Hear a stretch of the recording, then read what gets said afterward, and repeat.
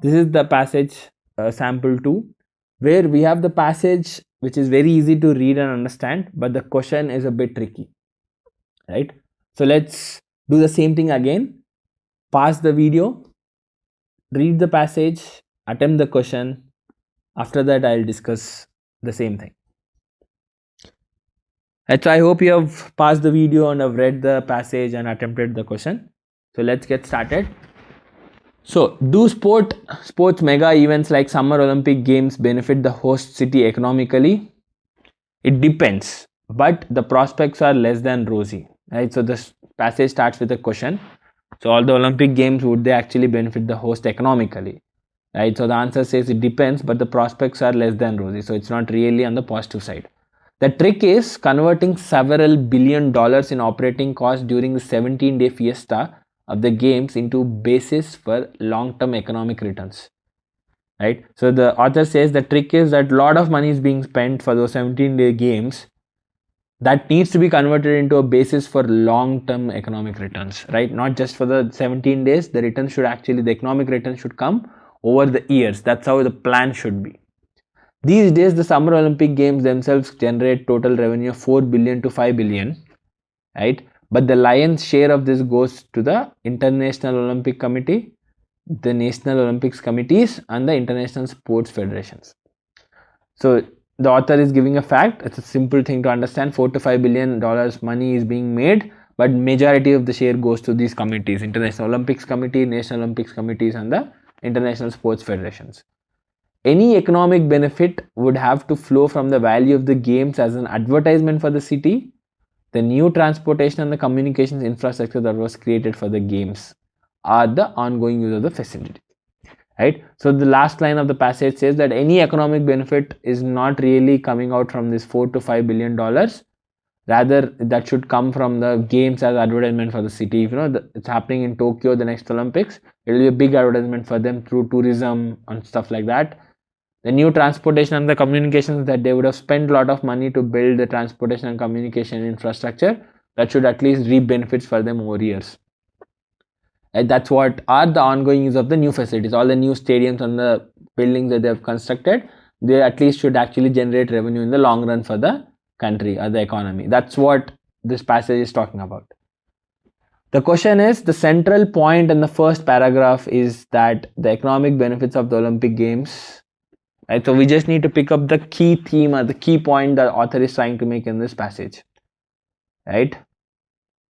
So, are shared equally among the 3 organizing committees. So this is sort of looking like a correct statement based on what we have read, but there is one trap in this: shared equally. This one is not something that the author has claimed. The author said that the games generate total revenue of 4 to 5 billion dollars, but the lion's share of this goes to these 3 committees. So that means majority of it goes to these 3 committees. Nowhere the author is mentioning that it's equally shared among the 3 organizing committees. So this is definitely an incorrect statement. It is not even a correct fact as per the passage. Accrue mostly through revenue from advertisements and ticket sales.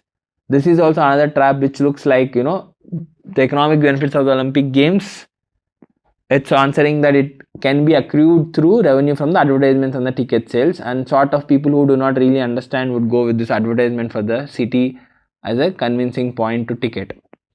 But the point is this: the author here said that it should be, benefit would have to flow from the value of the games as advertisement for city, the new transportation, communications, etc., or ongoing use of facilities. So here the advertisements and the ticket sales, this is a big no, right? There's nowhere the ticket sales are talked about. So that's like absolutely wrong point being added, and that's why it cannot be correct. So the economic benefits of the Olympic Games accrue to host cities, if at all, only in the long term. This looks like a valid point, right? Because the passage is talking about making money on the long run, right? So it starts with the question that does these games actually benefit the host city economically, right? Then it goes about like, its trick is converting lot of money into a basis for the long-term economic returns. Right? That's what it says, that it accrues to host cities, if at all, only in the long term. This looks like a decent option to keep. Let's read the other option also. Are usually eroded by the expenditure incurred by the host city. This is not something that's being talked. Yes, it says that a lot of money is being spent on those games, but it's nowhere written that the money that's being made is being eroded by the expenditure incurred by the host city. This is also an incorrect statement. So the only correct option left is C. That's why C is the correct answer. Right, you see this one, the passage is super easy to read, but the options have, a good amount of traps being added to them, which sort of makes us, take incorrect answers if we do not read things properly and understand them. So this is an example which we tried to show that the passage could be easy to read and understand. It is in a simple English, very comfortable to read and understand every line, but the options are a bit, tricky. That makes it a little bit difficult thing to get it correct.